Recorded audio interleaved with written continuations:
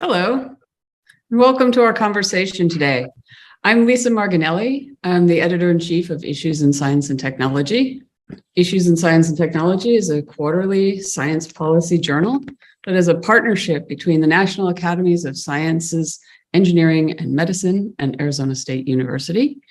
Today's discussion is being hosted by Issues along with ASU's CSPO, which is the Consortium for Science, Policy, and Outcomes.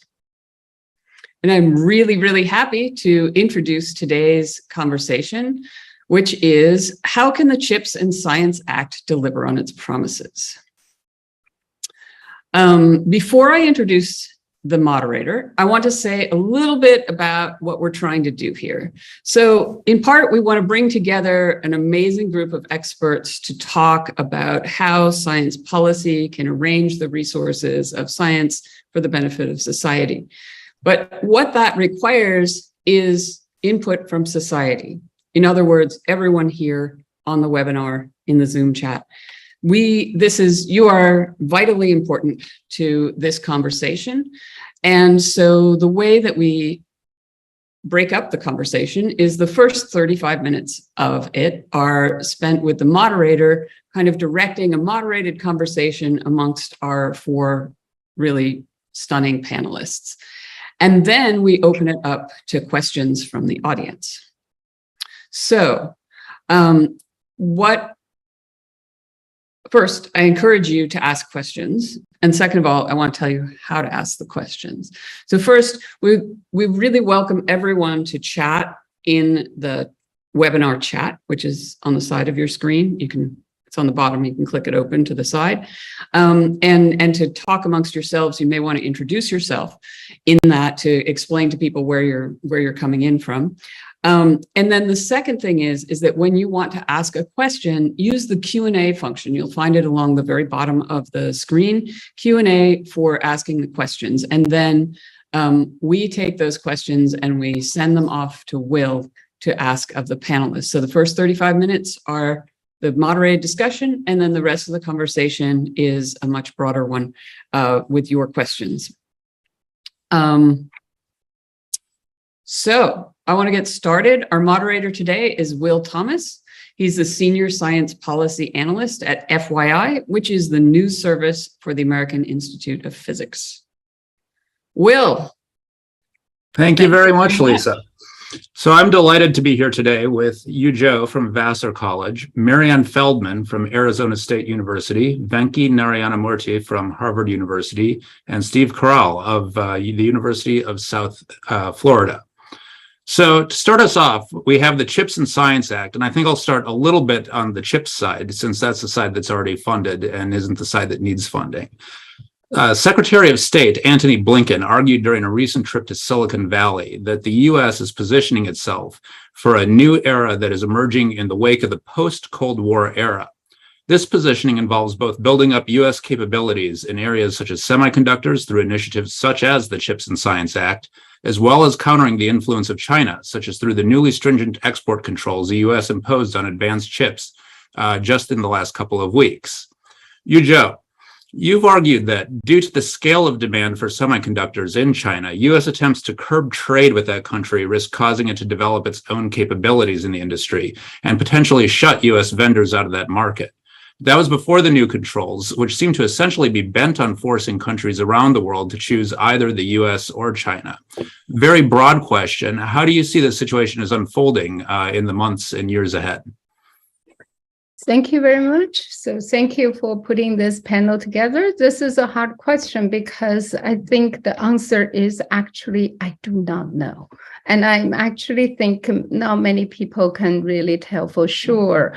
It is, it is interesting to sort of to characterize this chip centered industrial complex as something just emerging. In fact, it has been emerging for some time. So I'm saying the Blinken, right? So the semiconductor is a one of the most globalized industry at the moment, that with the US, Taiwan, Korea, Singapore, China, each occupy different positions. So the export control is come out suddenly, right? So the question isn't so much one could choose from US and China if you're in any part of these complex system, is that you have to make sure because all the work are divided in different segments. So that if you're Korean companies, that you work with American companies, you work with Taiwan companies, you work with Chinese companies, so how does one position itself in the new environment is something a lot of shuffling will go on. So I wrote in the piece that I don't foresee China give up on that sector. And so it will continue to try to move, both invest themselves, but also work with non-American vendors. So how it's going to do the months and days and months, I do know. Like companies will have to decide, whether the company allow the Chinese Americans used to work in China or work on the chip sector to continue to work or not. So the company are trying to figure it out in the days and months ahead. How do we recover from this complex system all of a sudden into a shock? I'm unclear. So I don't know anybody could say for sure at the moment. So I'm sorry to answer, I don't know. I think it's a very honest answer. So the United States, of course, China is trying to build up its chip industry, and the United States, through the CHIPS and Science Act and other means, is trying to do the same thing. And the U.S. wants to use an ecosystem-based approach, not simply to set up fabs. So, Maryann, in the U.S., we've been seeing companies such as Intel and Micron announce big plans for production facilities in places like Columbus, Ohio, Syracuse, New York. And there's talk of leveraging the CHIPS subsidies in the new National Semiconductor Technology Center to further geographically distribute the industry domestically. So since the money is already there to move these efforts forward, unlike some other parts of the CHIPS and Science Act, this seems like it's going to be a test run for the place-based innovation policy you've written about. Do you think the other elements are there for these initiatives to be successful? Oh, absolutely. And I think so much now depends on actually getting the funding to move this forward. I mean, as Yu Zhou has pointed out, we are entering into this uncertain time period. And if we don't act strategically to make these investments and leverage U.S. capabilities, then that is really a terrifically lost opportunity. And so I think the exciting thing about these new initiatives is that they are distributing prosperity and manufacturing capability around the country. And that's very much needed in this current economic environment. So what do you think are the key elements to making a place-based development successful? Oh, boy, that is a really good question. And so, I think that so much of this is predicated on workforce training and initiatives and on tech transfer, right? And then also on building out supply chains, which have really been kind of emaciated. And so the critical elements, I think, are in place. We have many universities where there is just great research going on and a lot of important educational initiatives. And so it's a matter of sort of allowing them to more fully participate and engage with these local companies. And I think that, we talk about these fab operations, but ideally we want to be designing the next generation of semiconductor chips. So sort of moving up the value chain. And so, we see that we have many places around the country that have experimented and that have gotten so far with these efforts. And I think with encouragement and with federal policies that are incentivizing greater production. And also, this has really requires state policymakers to be on board and to recognize that companies are not only interested in low tax rates, but they also want high quality labor force and dependability to facilitate their operations. Terrific. So we've got a lot of federal agencies that are also working to implement new capabilities. There's the Commerce Department for a lot of the CHIPS Act initiatives. We have the Department of Energy through especially last year's infrastructure law. And of course, the National Science Foundation has set up its new Technology, Innovation, and Partnerships, or TIP Directorate, which was actually established before the CHIPS and Science Act fully authorized it. And so, Venki and Steve, you've said that NSF essentially has to reimagine itself in order to implement these new initiatives successfully. And so it's very different from an agency that's traditionally been most focused on basic research. So what do you think are going to be some of the big challenges for NSF, and what can it in particular take from its past that might give it a particular approach to this issue? Well, thank you very much for that introduction. And it clearly, I've often been funded in the past by NSF many times, and I've served on many of its review committees, literally almost of every directorate. And I have very high regard for NSF. For me, the CHIPS Act, CHIPS and Science Act, has fundamentally two new elements to it, which is different from the past. Previously, there was a lot of talk of just basically separating basic and applied research, and really technology didn't really fit in explicitly. I grew up at Bell Labs, where we never divided basic and applied research, where you did path-breaking physics, which is my field, and proves that your field will, I think, and also did path-breaking technology. So the fact that the United States is finally recognizing technology, an equal partnership with science, is an important statement, I believe. That's why we think it's the inflection point, but the inflection point with a question mark. I'll come back to that point. The second, which is really important, the CHIPS Act, the US for a long time has lost its mojo, so to speak, in manufacturing. Much of the manufacturing was happening elsewhere. I always believed, because again of my Bell Labs past, that you'd never separate R&D from manufacturing. In the long term, it hurts you, because that's how other countries advance. And so it's a mistake to actually think. That doesn't mean you shouldn't work in a global marketplace, but you do need to emphasize manufacturing. So both of those elements are important. So for NSF has been a great agency, in fact, compared to most other federal agencies in encouraging interdisciplinary work. And that goes back because with material science and engineering and all those centers. But nevertheless, it is excessively dependent on things like peer review.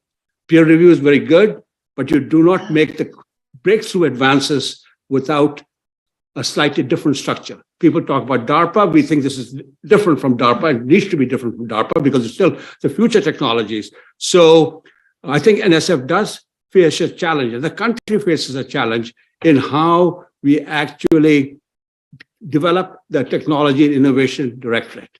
It can't be the same as my own field of physics. It must actually firmly encourage this cross-disciplinary work and really also focus and not separate research from application.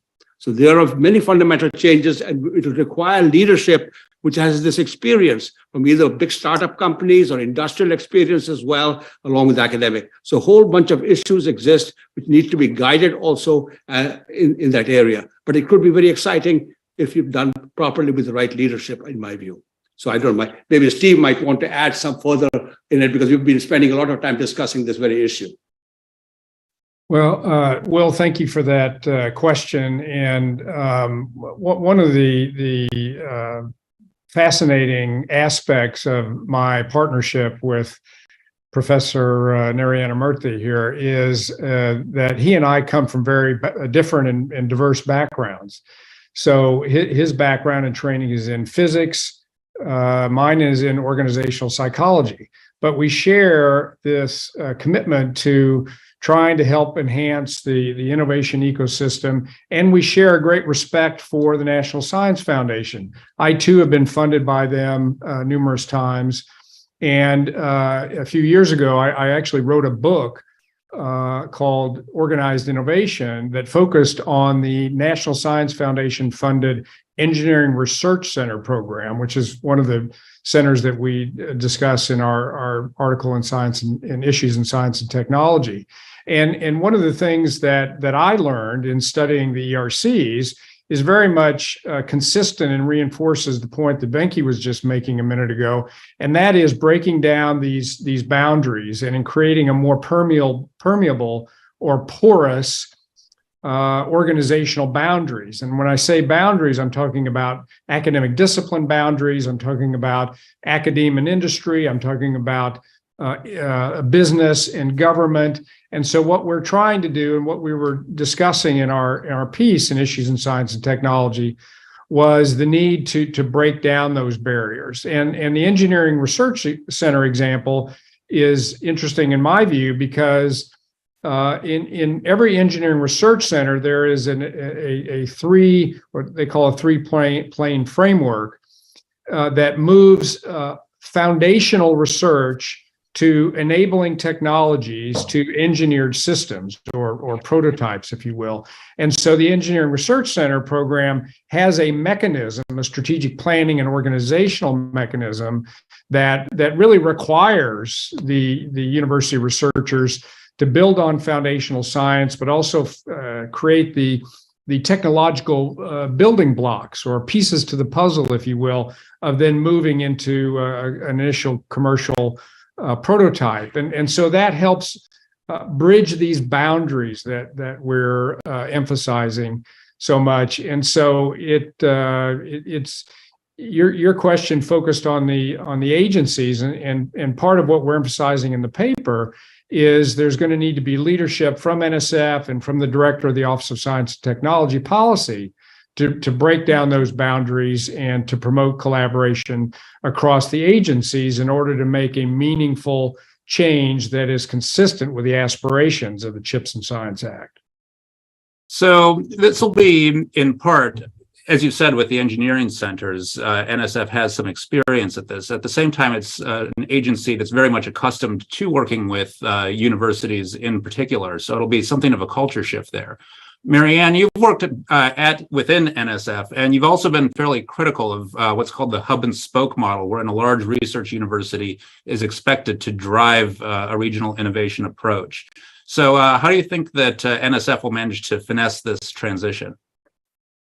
Oh, I think NSF is, first of all, we all agree, an amazing organization and very, very facile and adaptable. So I think that they are mobilizing with this new division to look at things differently. One of the things, as we look at ecosystems and the way that ecosystems develop, usually universities are the beneficiaries of investments.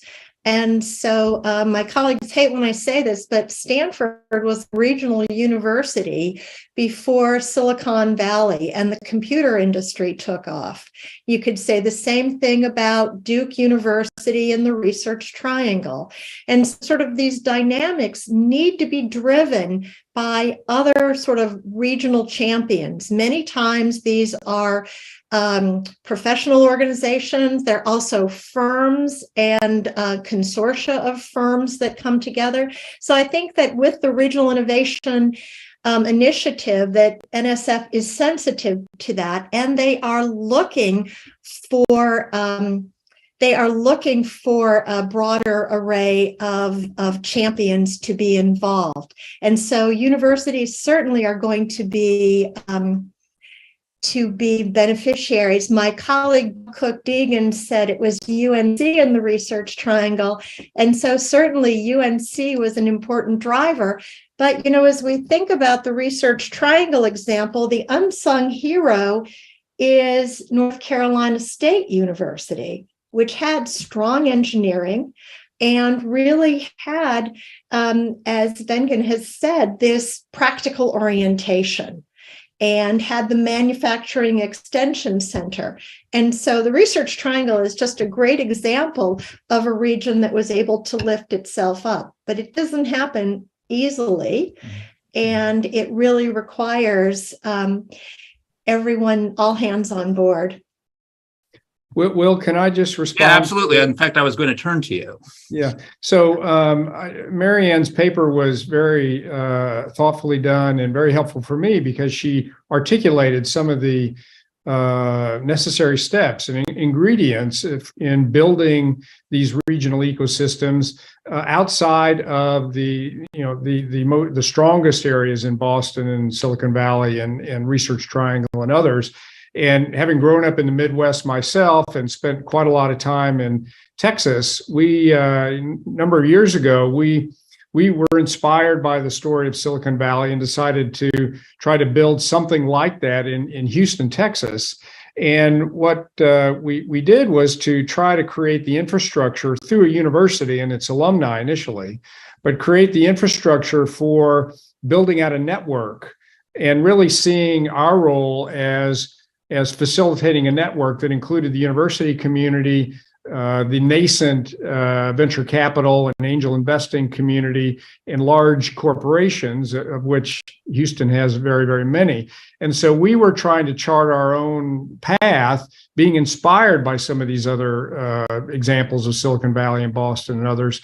But I think Maryann made an important point in her paper that every region has to have its own unique trajectory and its own unique chemistry and building a network of its institutions in its own way and without trying to just transplant what Silicon Valley did or Research Triangle did. Yeah. I think there's one other point I'd like to add to this discussion, because the state universities are extremely important. And what has happened, sadly, the American Academy of Arts and Sciences had a project called the Lincoln Project. State support has decreased significantly in many universities. It includes the University of California, where I was dean for many years, and so a great university. And this is an issue which is quite important, that we remember how the great land-grant universities were created. Purdue is still a very good example where actually the state has been encouraging this. So, and again, UNC and others. So I think their resurgence will be very important. You mentioned New York State. Since I went to Cornell, but actually I've been on the SUNY Albany campus several times as they were creating the Nano Center, they attracted much of the industry back into upstate New York there. And so I think there's a lot of opportunity for resurgence of the state universities, which are a very important part of this ecosystem besides the privates, which I of course work on. So I think that's a very important part in this discussion. So and the other part is the national laboratories as well, because I think we cannot leave the DOE, and they have the scale and they have spread out, and they have to also actually become much more flexible in this matter. So I just wanted to say, Venkat, I'm so glad that you mentioned this Lincoln Project, which points out that most states, sort of 45 out of 50, have not increased their spending, their support for higher education to pre-recession levels. So that's for 2008. So we can have the government sort of, the federal government pushing in one direction. And if states are not making complementary investments, we will not realize the potential of this act. Absolutely. And the places that need investments in higher education the most are those that have had the most severe cutbacks, unfortunately. Oh, yeah. Yes. So a big role is going to be, sorry, Yu Zhou, did you have? I just wanted to underscore the question of ecosystem, industrial ecosystem. As economic geographer, we're very, always very interested in how the industrial system unfolds, right? So if we're talking about competing with China, and I think the world knows the US capacity in research and in high-level research. And I think there is no question that the US has been the dominant force on that. And the NSF, I got funding from NSF, and thank you. So that was a great organization and recognized the excellency in research. So, but I think the question about ecosystem is that there are many, many different parts of the ecosystem, right? So I think that's the area we seeing over time, the manufacturer outsourcing, which has been a major cause of the problem we're experiencing today. And it's also, I think in this way, if we think about sort of competing with China, China is not able to compete with the US on the top talent, not with the breakthrough research, but they have been able to produce large number of technical workforce, right? And they have been able to build their high-tech ecosystem, which most focus on applied as well as sort of sophisticated market development. So these are part of the components as well of the ecosystem. So Yu Zhou, if I can stick with you. So advocates agree that the CHIPS and Science initiatives are going to require significant workforce development, and many have urged visa reform as a necessary step in bringing additional international talent in. At the same time, the U.S. has traditionally drawn a great deal of its international talent from China. So while students and collaboration in many areas is still permitted, of course, there's no question that scientific traffic between the U.S. and China has become more difficult in the last several years. Do you think we're going to see a much more severe diminution, in scientific relations? And do you think that's going to constrain what the U.S. can accomplish domestically? I think, unfortunately, the constraint in the last few years has been pretty evident, both in terms of the China Initiative Act, that even though the pipeline is still there, but I think people are worried about how long the pipeline is, because if the graduate student wanted to come to the United States, I think they do, and undergraduate as well from China, they still want to come to the US. But you also have to look at the pipeline. Will they be able to find jobs? Will they be able to find postdocs? Will they be able to find faculty position? Will those who do, will they be able to get federal government grants? So inevitably that flow going to be reduced, and people are fearful. So I think that the question though, but if you look at engineers on chips, and I have to say a lot of them coming from East Asia, right? China, Taiwan, Korea. So these engineers are the key workforces for the United States. And in the past 30 years, they have contributed to move the US chip industry forward. So I hope they still can be happy here, and I hope they will not feel like somehow become suspicious. So I think this is important for the US. It's important for the US to continue to be a place open for talents globally, even from China. So I hope that CHIPS Act by investing in the US, will continue to be open in that regard. So. Very important. Mm-hmm. Steve, can I ask you what this situation looks like from the perspective of a university administrator? Well, we're thrilled about the additional the authorization for the science part of the act, as you explained earlier. The appropriations have already been made for the chip side, but they have not been made for the science side of the act. And so we're encouraged, we're hopeful, and I've written elsewhere that this is a great opportunity for universities to take advantage of the additional funding from NSF.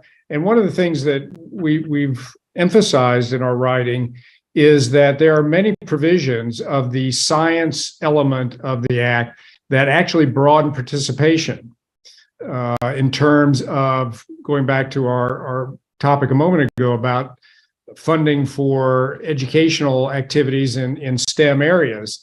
the science element of the act is actually pretty aggressive in NSF and even in DOE funding, that there would be greater participation for underserved groups in getting access to not only research, but STEM related education programs. And I think that's great. And universities, I'm urging my colleagues at other universities to really try to leverage these opportunities. And frankly, I think a lot of higher ed administrators have not been following this legislation closely enough. And that's part of my mission, has been to alert them to the opportunities of CHIPS and science, and especially in the broader participation in STEM areas. So I think it's a great opportunity. I think a lot of universities are just now grasping the potential of CHIPS and science, and they really need to be aggressive in seeking the funding. And so I'm moderately optimistic that they will gear up for this, but I have slight pessimism that they haven't been following it enough, and they haven't really grasped the scale of the funding in CHIPS and science, because it is huge. It's a doubling of the NSF annual budget by 2027 if the appropriations go through. So fingers crossed that the higher ed sector can take advantage of this, but it's going to take some real leadership within the higher ed administration community. Okay, so I'll have one more question before we go to our audience questions. So we are dealing with huge scales here, and we're not only dealing with the CHIPS and Science Act in the broad realm of technology and industry and manufacturing. We're also looking at last year's Infrastructure Investment and Jobs Act, as well as the Inflation Reduction Act, which has a humongous amount of incentives for implementing clean energy technologies. So looking at all of these constraints, we have things like workforce, but also just other capacity issues. Is there some danger that all of these different initiatives are going to end up crowding each other out? Venki, do you have any views on that? Sorry, did I see you? Yes. You look a little.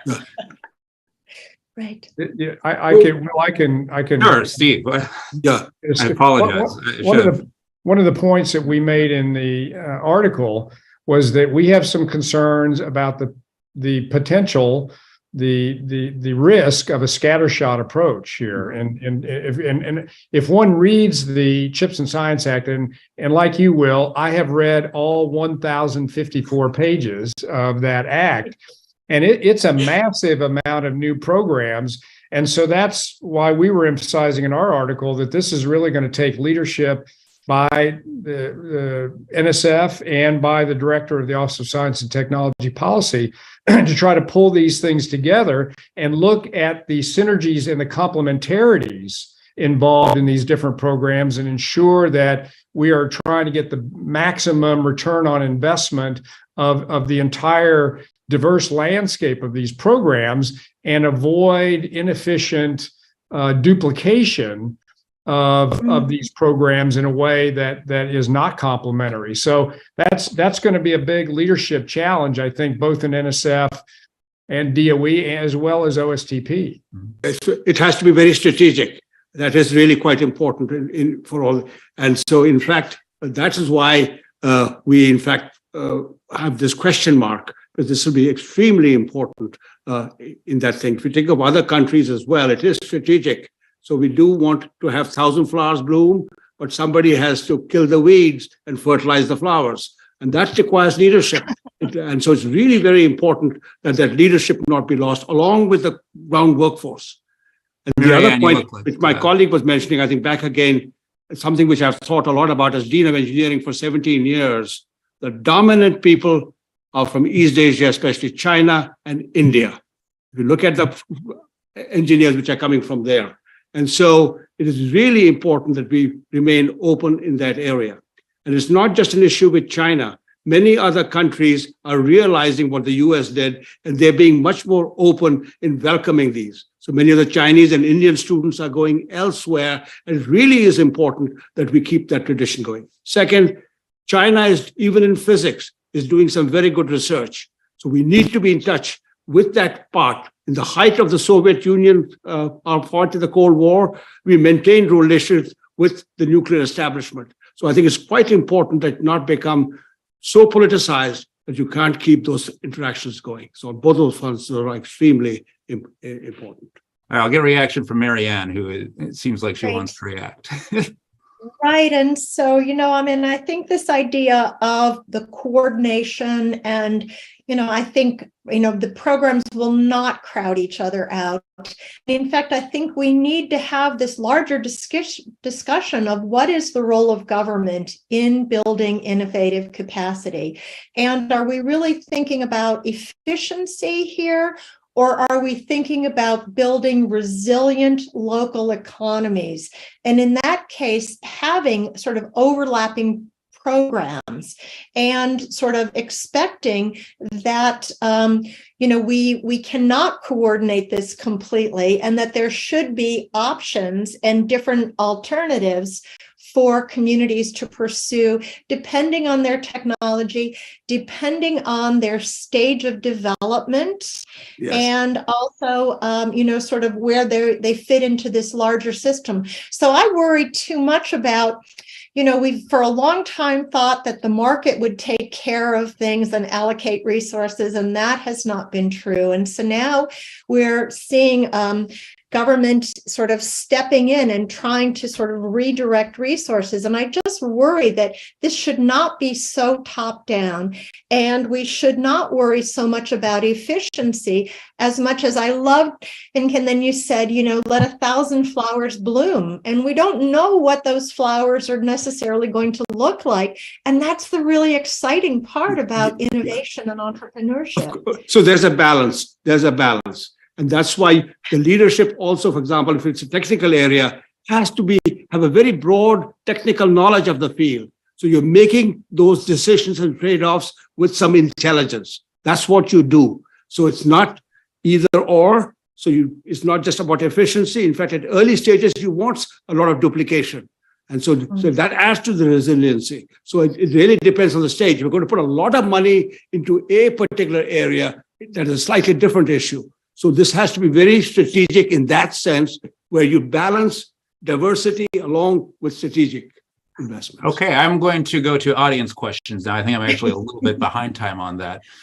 So this first one is from Mark Brodsky, who's actually a former CEO director of the American Institute of Physics. So as a former researcher and R&D executive, I appreciate the thought going into new models for innovation that the panel are presenting. But I think it would help if they analyzed what has made Korea and Taiwan, for example, such semiconductor and display manufacturing powerhouses. What are the lessons of those examples? Yu Zhou, that seems right up your alley. Yes. Okay, sorry. I think, what the discussion earlier are referring to something we call the industrial policy, right? So what is the role of government in industrial policy? And certainly the story of Taiwan and South Korea, as well as China, are often being talked about is they have industrial policy, they decide that's where they're going to target the semiconductors. I'm talking about Taiwan and Korea now, that because it fits really well with their educated workforce, it fits really well with their industrial base, which has been specialized. Don't forget, Taiwan and Korea specialize in electronic industry, right? So where chips is a big part of it. So that's the prelude to now going upgrade into the chip industry. However, I do want to put a cautionary tale in there. Industrial policy is actually much more complex than throw money at the problem. And I think your panelists have already said, right, industrial policy often failed if you don't have other component works with the money into, we talk about talents, and as well as the institutional connections between universities and marketplace, as well as industries and so on. And China, for example, have tried to do semiconductor and were not successful. And it is not so much the problem of the policy was wrong, it's because actually there's a global production system where companies would choose to have foreign chips because these are better. I mean, so there's no market for the locally grown chip industry, right? So So, in some ways now they're not able to buy from us. They actually do have an opening a market for their chip industry now. But my point here is that industrial policy play a critical role in Taiwan and Korea, and the prior industrial base play a critical role. Their talents play a critical role. So just throw money is only the first step, and there are many other steps that one has to take to build a sustainable innovative ecosystem. Thank you. Okay, so I'll move on to the next question, which is from Kitty Pelch. What safeguards will be in place to protect communities in the locations where these manufacturing locations are distributed? Will there be strong federal laws that limit chemical and industrial discharges that currently occur during the production of semiconductors? Is this on anyone or any agency's radar to consider?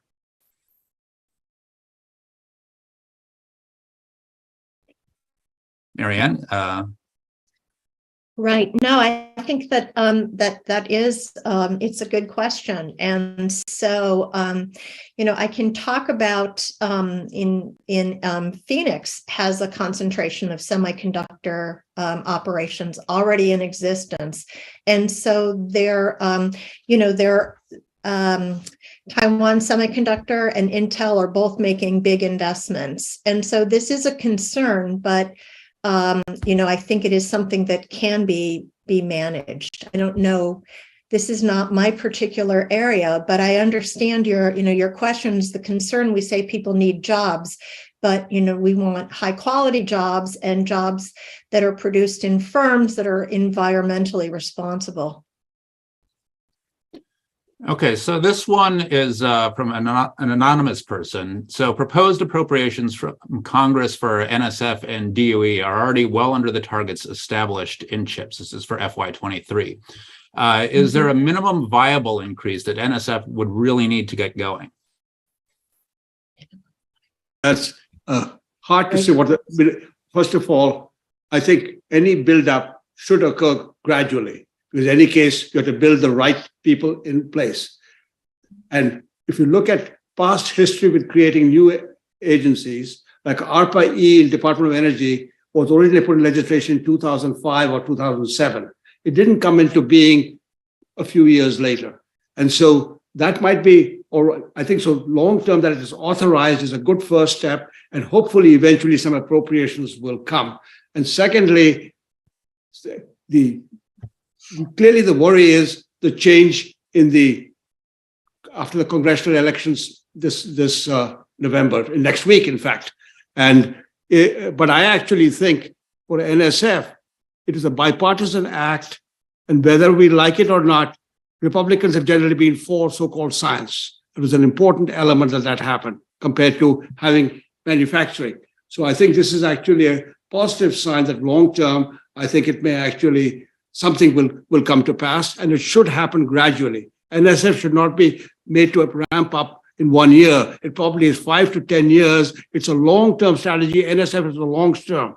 So I think that's the other part of the question earlier about South Korea. Samsung, which is the big chip manufacturing company, is investing the maximum in the R&D now. And that is what's to happen, which stopped in the US. Because Intel and all of the others, AT&T, others stopped in those areas. So I think the long-term aspect of NSF must not be forgotten at this boundary. And so I hope this will happen over some period of time. Yeah, Will, I just wanted to also mention for our viewers, and just a reminder, that there are many strategic decisions yet to be made within NSF about the allocation of funding to TIP versus the other directorates. So I know that there are many people who are debating these new developments. Some are concerned that it's reducing an emphasis on more foundational research. I think it's actually a move in the right direction to fund TIP. But the NSF leadership is going to have to think deeply about exactly how to allocate those resources across the existing directorates and the new directorates. So that's something that we'll need to watch the next months and years. And the National Science Board becomes very important in this, the National Science Board. You know, it's interesting that you should mention that because I was actually going to plug an article, an op-ed in The Hill from the chair of the National Science Board, as well as Dario Gil of IBM, who's a member of the National Science Board. This was a couple of weeks ago, and I'll see if I can put it in the chat. They actually mentioned specific figures for what they can do with different sums of money, and that's actually very illuminating. But to go on to the next question, Venki got at this a little. This is from Joshua Schnell. If Republicans win control of the House and or the Senate, what impact are you anticipating on the CHIPS and Science Act? I mean, perhaps asking you to go into the... it was bipartisan. Who knows? We don't know what the politics will turn out, but at least I'm glad it was bipartisan.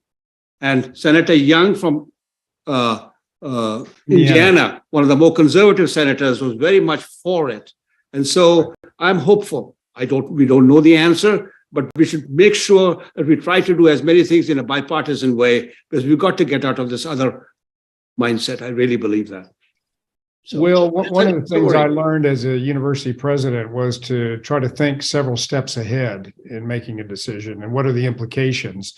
And this brings me back to a point I was making earlier, and Venki also commented on. We agree with Maryann about the value of the diversity of these various programs in NSF and DOE and how that can map on greater participation, especially geographically. My point about some thinking about efficiency and coordination partly reflects the fact that NSF and DOE and Department of Commerce are going to have to come back to Congress in the next year, in the next 2 years, the next 3 years, and say, well, what exactly was the impact of these allocations? And so I just think that NSF leadership and other agency leadership is going to be well served by thinking at least about how they are coordinating or collaborating, not in a top-down way, but showing that there are ways to leverage these different programs for greater impact.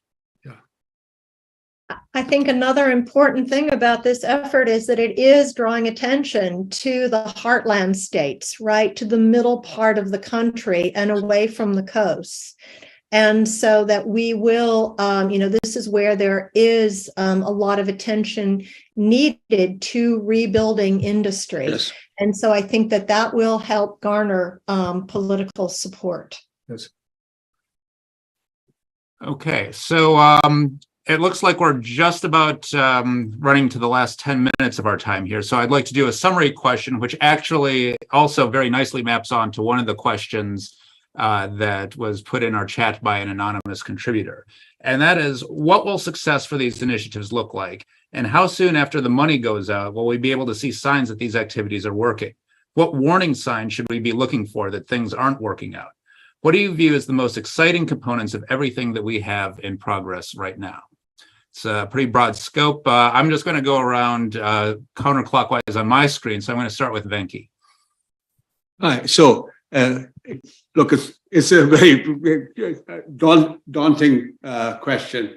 For the long-term part, the NSF part, you can only test after some period of time, because in fact, the word will get out. It's like ARPA-E, I did an analysis. Actually, reasonably quickly, you could tell that there's some progress had been made. So I think that for the research, for the manufacturing industry part, it's a little more complicated, but it would be very good if, in fact, one or two really good with Intel or some other, including TSMC plants being set up, actually happen, and we again begin to distribute our manufacturing.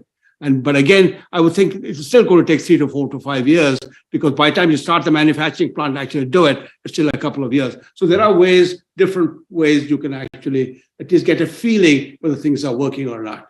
The culture change is an important element, and I actually think there's a whole lot of conversation has to be done there, that economic policy and national security are intertwined. Manufacturing and R&D are intertwined. So all kinds of culture change has to occur, which will hopefully be engendered by this act.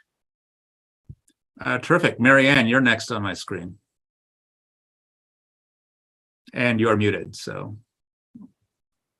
There, okay. And so let me just mention that, these things do take a long time. It's taken 40 years for sort of our income inequality to become such a large problem in this country, excuse me. I want to say that right now, even with the solicitation that NSF did for the regional innovation engines, that they have about 200 groups around the country working together. And the simple fact that you're asking people to write a proposal together, to identify a need and to think about the resources, I believe that that is a net positive benefit right out the gate. And that, people who will get funding will proceed, but people who don't get funding will go to other funders, or they will make new partnerships, form new collaborations. And so that is very positive. And I think that we need to make the case. Jeff Alexander had a question about the long-term sort of commitment that's required to really create an entrepreneurial ecosystem that is mature and that is producing a lot of prosperity and high-quality jobs. And I think we need to keep that in mind, that it will take a long time. I'm always surprised that we hold public investment to a higher standard than venture capitalists hold their own portfolios. We want to have everything that gets government funding succeed, while venture capitalists recognize, well, no, you have a few home runs and some, I don't know the baseball analogy, but a lot of things don't take off and it takes a long time. And I think that we need to make that part of the conversation. Maryann, I'd just like to react and say that it really is extraordinary, the sheer number of requests for information we've seen come out of different agencies like the Department of Energy and the Department of Commerce in response to all of these things. And in fact, I was just watching the advisory panel for the National Institute of Standards and Technology, and the person who's in charge of the R&D component of chips was saying that he has heard that, you have all these competitors within the semiconductor industry who are actually getting together and saying, well, what can we make of this? So it does seem that there's like an incredible dialogue at the very least going on right now. So I'll leave my own reaction to that there. I just want to make one comment further to what Maryann said, a very important point she made, because sometimes we're so hypercritical of the government, because like for the Department of Energy, because of Solyndra, actually, the loan management program of the DOE has been a money-making thing. So we have to change that conversation. They've invested in many other things that have actually worked really well, and not everyone is going to succeed. And that doesn't mean it is not. We have to embrace that aspect of the risk in that area. So, Steve, you are next for final remarks. Well, one of the themes that has come to the surface in this conversation is this very pivotal role that government plays in convening the various parties in academia and local government and industry, and I think we're all very optimistic, and we're thrilled that Chips and Science was passed, and that we're already started. We're already going down this road of this really important, pivotal convening role that government is making, and that the act is bringing to fruition. So I think that is a great start. We're already seeing some of the benefits of that, and I think that what we should be encouraging is really thoughtful, creative leadership by the agencies to break down those boundaries and those barriers. And I know that many people we've been talking for decades about breaking down the boundaries between these agencies and so on. But I hope that this is a watershed moment where we really see a change in the culture, and it's really going to come down to leadership. It's going to come down to leadership of NSF and Commerce and Energy and OSTP to see if we can really, move the boulder here a little bit in creating more permeable boundaries across these different institutions, And I'm optimistic, but we're going to have to wait and see. And this is part of the thing that Venki and I emphasized in our article, is that the money is a necessary but not sufficient condition for success and the impact that we all hope occurs from chips and science. So, we're going to really have to hold our agency leaders to high standards to really make the kind of creative and innovative changes that are going to be needed to maintain and enhance our global competitiveness. So, Yu Zhou, the final remarks will go to you. Your piece was so good on pointing out some of the pitfalls that are ahead of us. What will it look like? How will we know if we've managed to avoid them?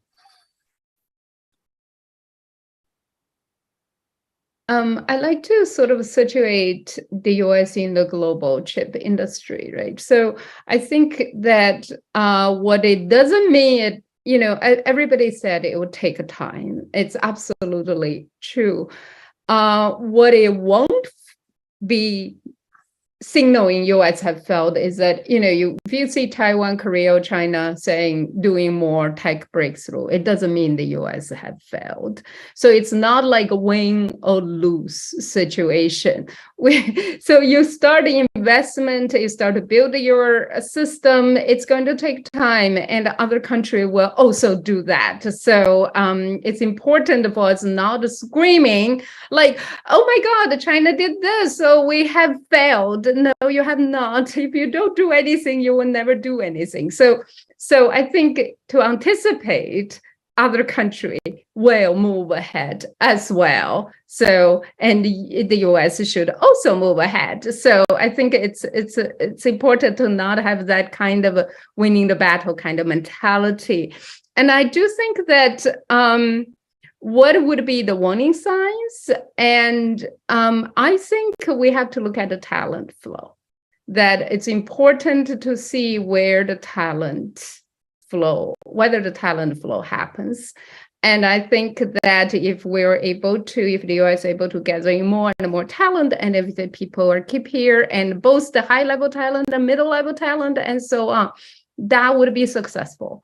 And I also would be looking at when the chip production, if the overproduction, the price goes down, what the private sector would do. When the price goes down, would you just say, no, sorry, no more?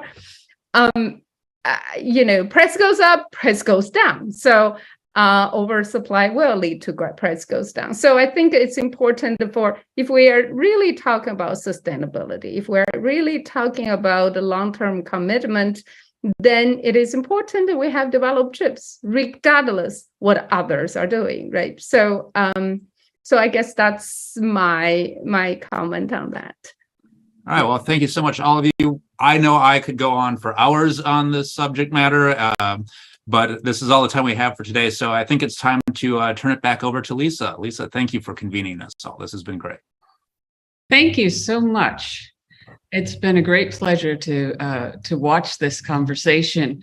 It was, I want to thank Will Thomas for moderating, Yu Zhou, Steve Currall, Venki Naryanamurti, and Maryann Feldman for participating. This was a very interesting kind of the kind of conversation we absolutely love to host, the one where someone else has read all 1,054 pages of an act and parsed them and thought through it and has this like very stimulating conversation about really some super core issues that we need to wrestle with. One of them is, what is the role of government in science? What is the role of government in local communities? What is the role of government in creating jobs? What is the role of government in sort of setting the norms of how we behave and how we treat each other economically and technologically. Another question that came up was the question of economic efficiency versus building resilient local economies, and how industry plays a role in that. And then there's also this huge question that we're only starting to grapple with, which is, what is industrial policy beyond money? I mean, it's a lot of things. So